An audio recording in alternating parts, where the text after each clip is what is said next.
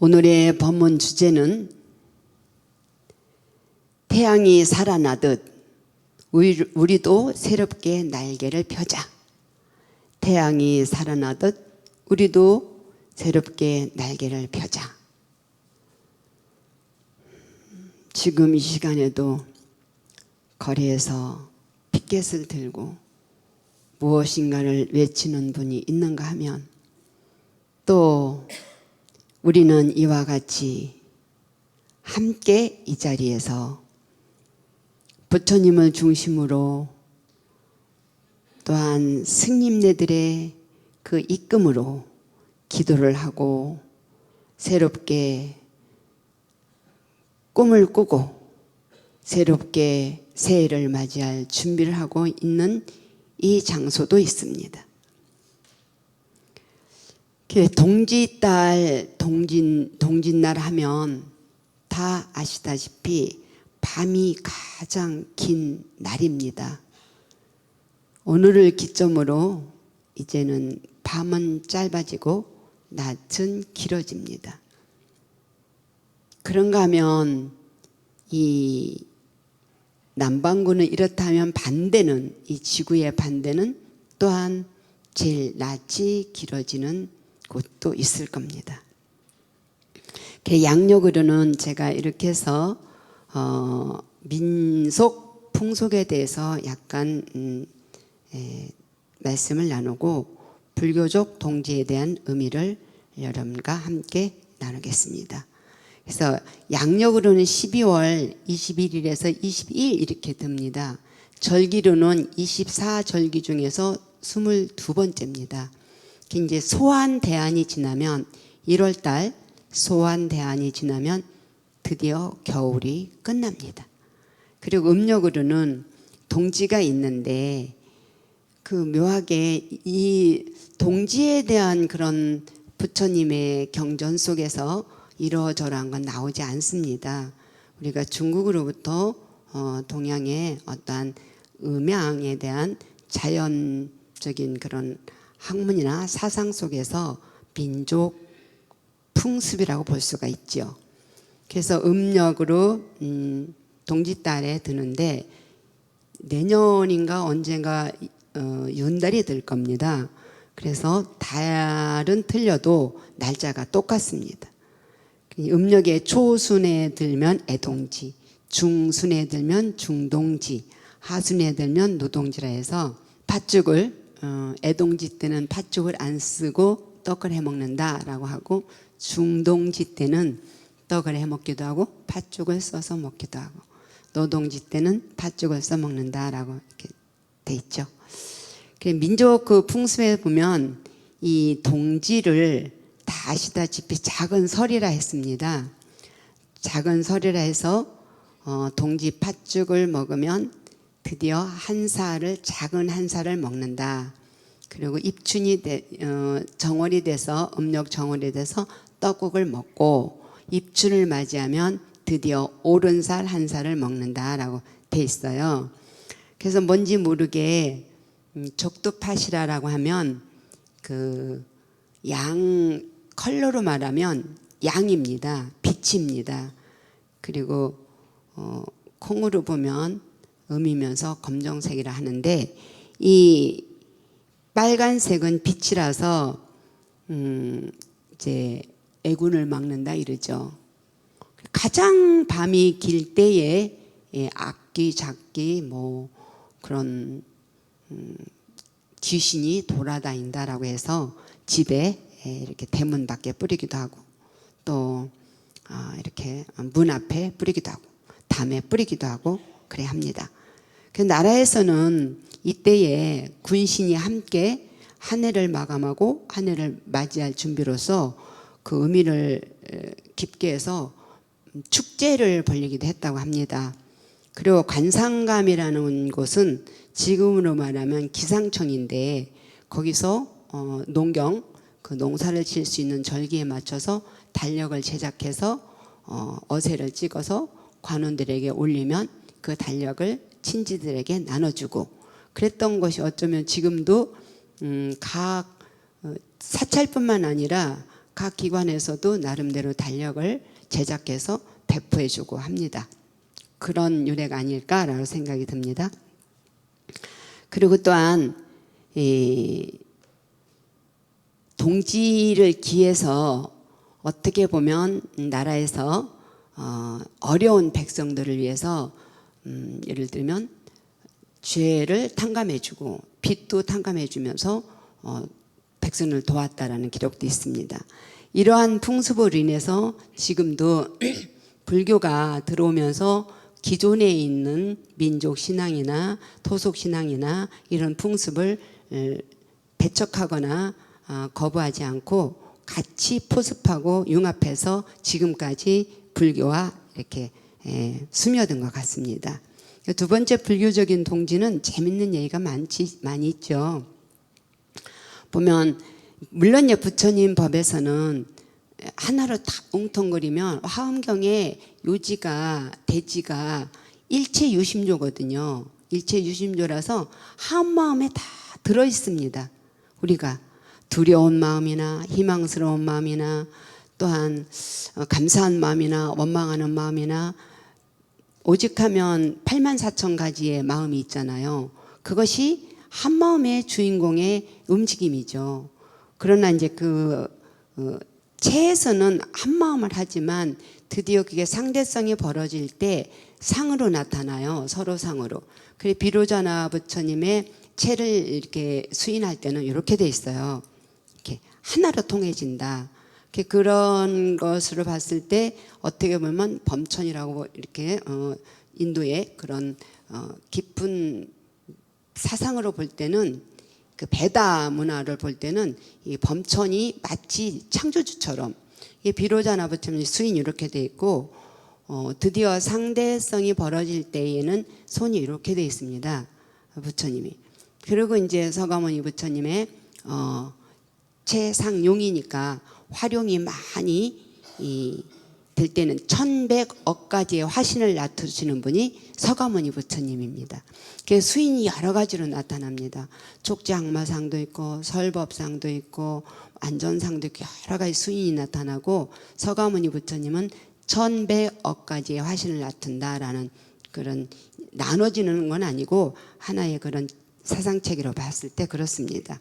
그랬을 때 이제 부처님의 사상은 그렇다 하는데 거기서 우리가 신앙에 있어서는 현실이고 기복이고 우리가 발원입니다. 그리고 이제 우리가 육신이 있을 때 현실이 있기 때문에 만 가지 법이 벌어집니다. 그러나 하나로 웅텅그릴 때는 생명이 하나이기 때문에 그 하나에서는 이 용이 아니라 체로 돌아갑니다. 그랬을 때에는 수행이 중심입니다. 한 생각을 관철해서 빛을 얻고 에너지를 응축해서 내가 이 모든 몸의 에너지라든가 모든 의식이라든가 관철로 하나로 뚫으면 모든 만법이 풀려진다는 거죠. 그래서 명상, 수행, 사려 이렇게 나갑니다. 오늘은 동짓날이니까 동지 파축에 대한 유래가 많이 있는데 아주 단골 메뉴로 올라오는 게 선덕여왕이 올라옵니다. 거기가 우리가 민족 사관이라든가 민족 백과사전 같은 데 보면 기록이 조선시대 것이 많아요. 조선시대 때는 억불, 패불 정책으로 인해서 불교권을 많이 내세우지 않게 됩니다. 그래서 삼공유사에 이련 스님이 쓰셨다는 삼공유사를 보면 많이 불교계 많이 나옵니다. 그랬을 때 선덕여왕의 이 동지를 처음으로 오셨지 않았기 때문에 선덕여왕에 대한 그런 러브 스토리는 다 아실 겁니다. 모르시는 분 살짝 이렇게 손들어 보실래요? 선덕여왕에 대한 에피소드, 러브 스토리. 선덕여왕이 굉장히 미인으로 우리나라 역사상 최초의 여왕이었습니다. 여왕이었고 독신이었어요. 근데 굉장히 불심도 좋으셨고 지금의 경주를 가면 황룡사는 사라졌지만 황룡원이 있어요. 구총탑에 이렇게 돼 있는. 조금만 얘기 짚고 넘어가면 그때의 여왕이 선덕여왕이 신심이 장해서 늘 그 황룡사로 예불을 다니셨다 하죠. 근데 쉽게 꾹꾹 찌르면 꾹꾹 넘어가면 그때나 지금이나 사랑에는 그 신분 귀천에 차가 없는 그런 마음에서 선덕여왕을 짝사랑하던 일반인이 있었습니다. 신분이 굉장히 낮은. 근데 어느 날 가마를 타고 황룡사를 가는데 갑자기 그러나 이제 그 너무나 짝사랑하던 그 사람이 상사병으로 죽었습니다. 죽어서 갈 수가 있는 것 같은데 못 갑니다. 그 여러분들이 이사 갈 때에 이렇게 인구망자를 갱명주사를 써서 새로 갈 집 내구탱에다 딱 이렇게 천장에다 붙여놓으면 모든 애군이 사라진다 합니다. 그래서 왕이 있는 곳에는 그런 호법신장들이 지켜서 이 악귀잡기가 그 귀신이 상사의 그런 귀가 못 들어간다는 거죠. 그래서 그 왕실을 나와서 황룡사로 가는 중간에는 들어갈 수가 있습니다. 가마에. 그러나 사찰에 들어가면 못 들어갑니다. 사천왕이 있어서. 그래 이제 그 가마에 쏙 들어오는 그 여왕만 알 수 있는 그런 이 현상이 나타났어요.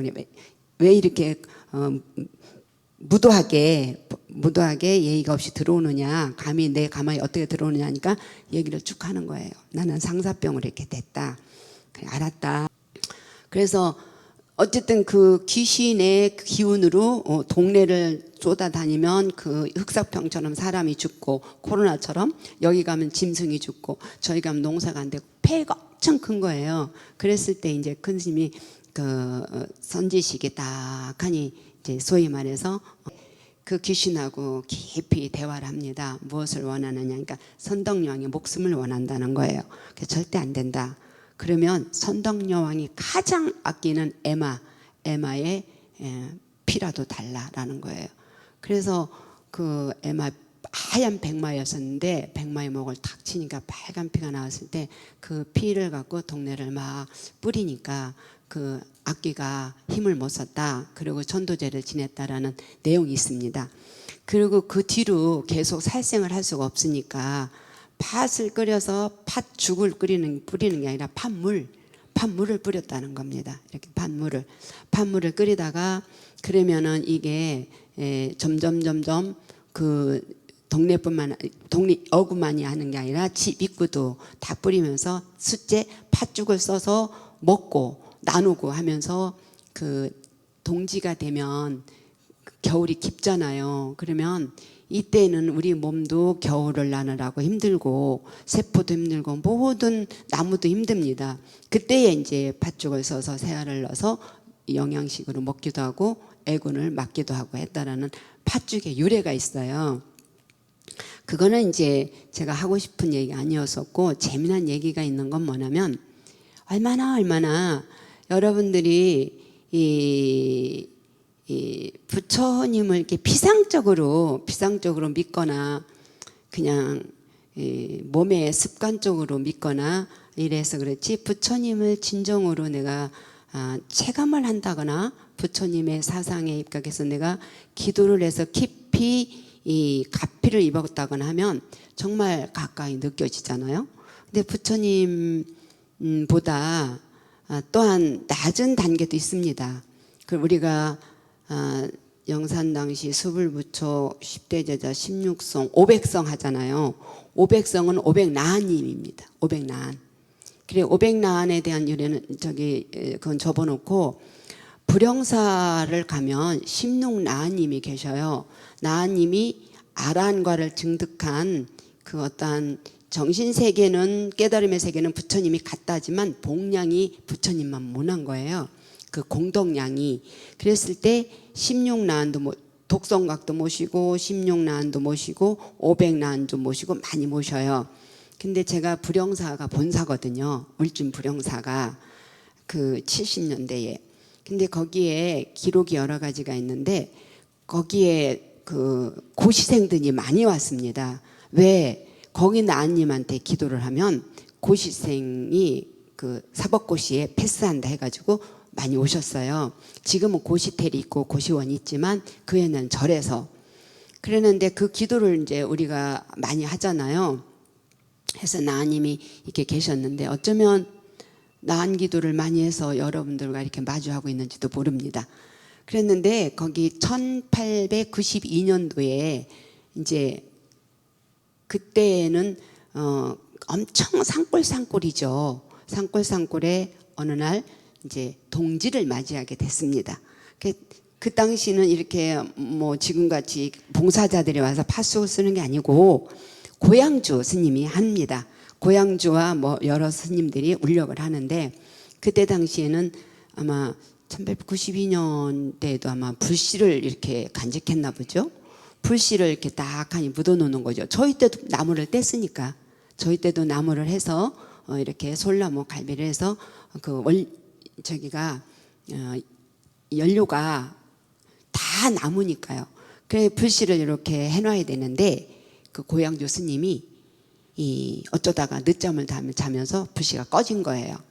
그래서 큰일 났다, 이 대중들 팥죽을 써야 되는데 불씨가 꺼졌네. 새벽같이 막 마을을 내려가서 거기에 가장 시주자를 잘하고 좀 괜찮다는 그 절에 익숙한 집에 가서 문을 두드리면서 여차차차차 하니까 불씨를 달라라고 했어요.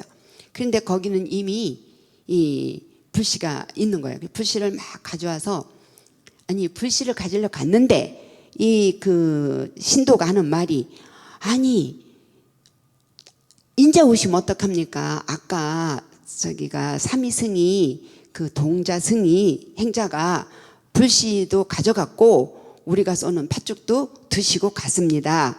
그러니까 빨리 가보십시오 라고 하는 거예요.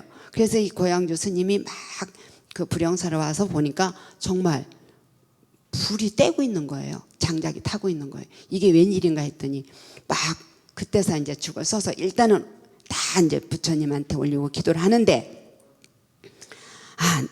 이 고향주 스님이 하는 말이 생각이, 나님한테 잘하면 지혜가 생긴다고 그랬지. 나님한테 가서 이 팥죽을 올려야 되겠다 싶어서 간 거예요.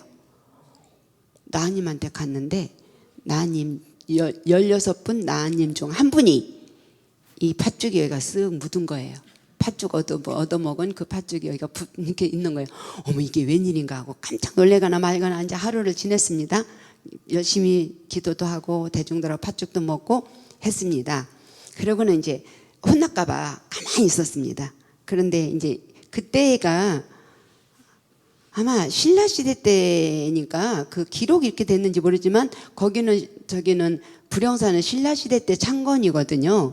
연도가 안 맞을 것 같습니다. 그래 이제 주지스님이 떡하니 대중들을 몇 번 데리고 마을을 이제 팥죽도 나눠드리고 떡하니 도는 거예요. 도는데 그 희씨라는 집안에 가니까 주지스님 남의 집 귀한 아들을 데려다가 스님을 만들었으면 잘 좀 가르치시지 그렇게 새벽에 불씨를 얻으러 오고 배가 고파 죽겠다고 팥죽을 얻어 먹으러 오게 합니까? 라고 하는 거예요. 그 희신의 집에서. 그래서 이 주지스님이 올라와서 대중에 알렸습니다. 이게 왜 어떻게 된 거냐. 우리 절에는 지금 행자승이 없는데 동자승이 없는데 이게 웬일이냐 하니까 고향주 스님이 여차차차차차차 얘기를 하는 거예요. 내가 이렇게 해서 갔는데 여차저차 해서 나님이 이렇게 돼서 그런 것 같습니다 라고 했어요. 그래서 주지스님이 그때 와서 나님한테 가니까 이 팥죽이 말라 비틀어진 거예요. 그동안에 시간이 가서. 그만큼 이게 신통자제한 것이 있다라는 뜻입니다. 이런 얘기는 뭐냐면 우리가 너무나도 가능성이 많이 있습니다. 지금 우리가 새롭게 날개를 피자하는 것은 여러분들이 크게 인사이드 영화를 보면 여러 가지의 마음의 작용을 상징 인물로 해서 영화 만들었잖아요. 그 가운데에 마지막 해결하는 건 기쁨이잖아. 기쁨이가 모든 버럭이 걱정이 슬픔이를 다 해결해 주잖아요. 그와 같이 우리에게는 기쁨이가 있고 희망이 있고 가능한 에너지가 있다는 겁니다. 그걸 날개를 피자는 거죠. 그랬을 때 묵은 기운은 청산을 하고 새 기운을 받자. 그리고 빨간색은 양기운이니까 팥죽을 여러분들은 드시면서 좋은 기운을 받자. 팥죽 한 그릇을 먹음으로써 여러분들은 새로운 기운을 얻을 수 있다라는 겁니다.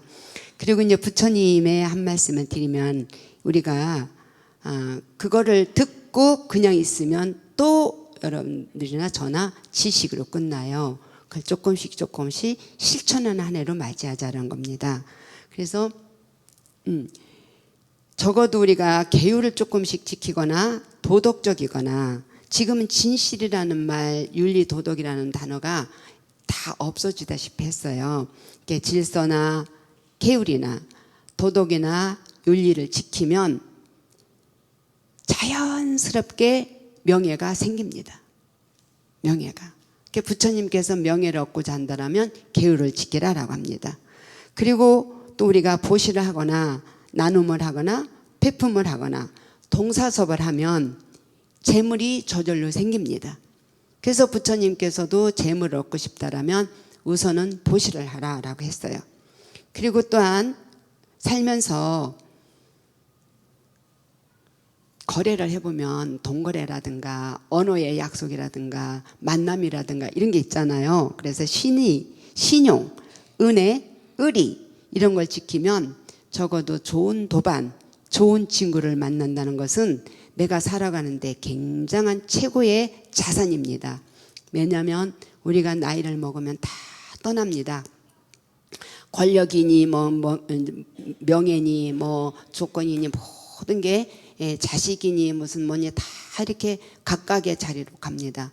남는 것은 뭐냐, 말벗입니다. 마지막 나이 먹고 남는 것은 말벗. 그랬을 때 같이 함께 했던 인생의 동반자가 부인, 남편일 수가 있고, 또한 같은 시대를 살아낸 우리의 동질의식인 벗입니다.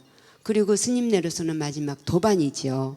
라고 해서 부처님께서 좋은 도반을 얻고 싶으면 언행이 일치하며 신의를 지켜라라고 했습니다. 오늘 이제 마감을 한다면 여러분들이 동지니까 가서 팥죽 한 그릇 먹고 팥죽 한 그릇 들고 가야지, 달력 얻어가야지 라고 오신 분도 계시고, 또한 동지인데 내가 한참 절에를 못 갔네, 가서 동지기도 해야지 라는 하는 분도 오셨을 것이고, 지금 이 시간에도 법당에 못 오시고 새벽부터 어제부터 팥죽을 쓰느라고 후원해서 애쓰는 분도 계실 것이고 라고 합니다. 지옥과 극락은 한순간입니다. 지옥과 극락은. 여러분들이나 저나 지옥을 만들려면 옆에 있는 분들을 괴롭히면 지옥입니다. 나는 괴롭히지 않아요 라고 해요.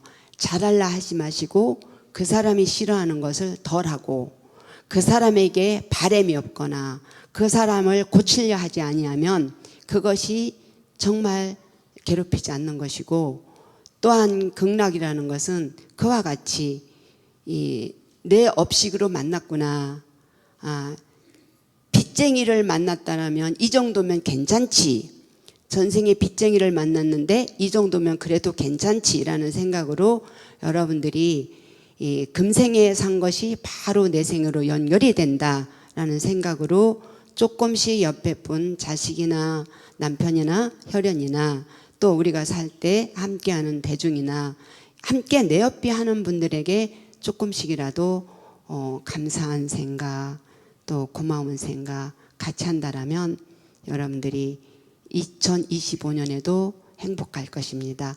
문을 여는 순간, 우리는 문을 여는 순간 행운과 불운, 행복과 불행이 동시에 들어옵니다. 그래서 나의 기쁨이를 또한 부처님의 가피력으로, 기도로, 수행으로 2025년에도 희망과 용기와 성취의 날개를 피시기 바랍니다. 여기까지 마치겠습니다.